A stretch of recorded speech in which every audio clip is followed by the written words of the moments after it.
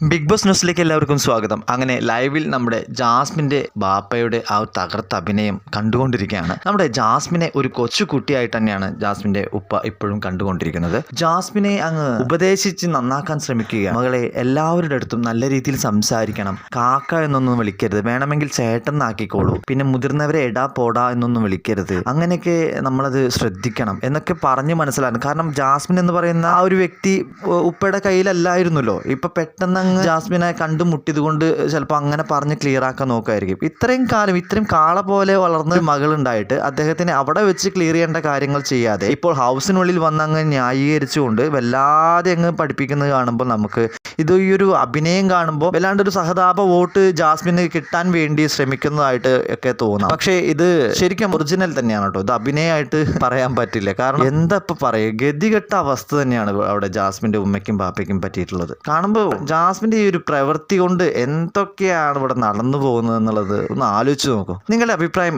ഈ ലൈവിനെ പറ്റി എന്താണെന്ന് വെച്ചാൽ പറയൂ. കൂടുതൽ അപ്ഡേറ്റിനെ നമ്മുടെ ഈ ചാനൽ മറക്കാതെ സബ്സ്ക്രൈബ് ചെയ്യൂ.